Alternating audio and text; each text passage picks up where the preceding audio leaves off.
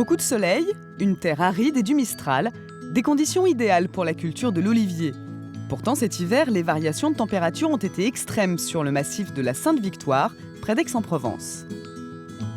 On a eu un temps normalement chaud, ce qui a fait que les oliviers sont repartis en sève très tôt. Et après, un temps anormalement froid et soudain, quoi. Et les oliviers, ils sont passés. Denis Guery est oléiculteur et il essaye de sauver certains arbres abîmés par le gel. Donc celui-là, partiellement abîmé. Là, actuellement, il ressemble à tout sauf à un olivier. Donc ça, j'en ai 500 qui sont dans cet état-là. Et donc c'est très long de les restructurer, de les remettre en état. Toutefois, certains de ces oliviers ont mieux résisté au gel et il est très attentif aux jeunes olives qui commencent à mûrir. Celui-là est pas mal. Les extrémités n'ont pas trop morflé par le gel. Donc on voit qu'il y a les jeunes olives là, qui commencent à se former. Ce ne sera pas une récolte monstrueuse, mais c'est pas mal. À cause de ces conditions exceptionnelles, Denis Guery va perdre cette année la moitié de sa récolte. Néanmoins, il parie aujourd'hui sur la qualité de l'huile qu'il va produire. Alors, il y aura moins d'olives, logiquement, on devrait avoir une concentration aromatique, donc on aura une huile qui sera vraiment très qualitative, en tout cas très intense, mais en moindre quantité. Et c'est seulement à la fin de l'année qu'il pourra vérifier les conséquences du climat sur la qualité de son huile.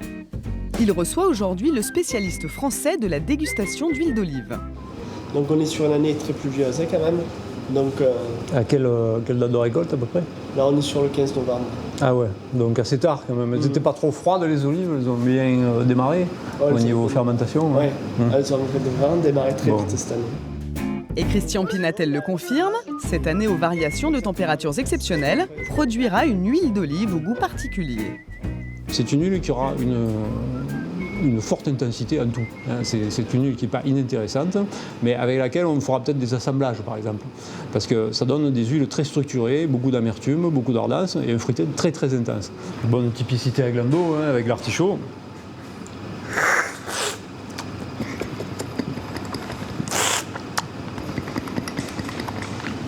Il y a un côté un peu vanillé aussi, donc il y a un bon équilibre en fait. Comme pour le vin, la qualité et l'intensité de cette huile dépendra aussi de la date de la récolte. Tout le travail en fait, de gestion, on va dire, des conséquences du climat devra se faire au moment de la récolte. C'est pour ça que chaque année, on essaie de déterminer dans toutes les régions la période de récolte optimale, on va dire, à partir de quand on peut avoir des bonnes huiles. Si on récolte trop tôt, on va avoir trop d'amertume, trop de verdure. Et si on récolte trop tard, on ne va plus avoir d'arôme. Donc il faut trouver le juste milieu. Et ça va être adapté chaque année en fonction des variétés et bien évidemment des températures qui ont eu lieu pendant l'été.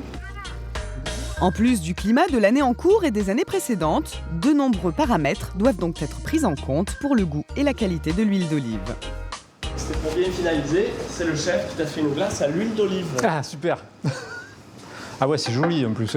Donc fruité vert, une huile avec du fruité vert. Très bien. Et la pipette, c'est du fruité noir, tu n'es pas obligé de mettre dessus. En plus, il y a les deux. Ouais, tu n'es pas obligé de mettre dessus. D'accord.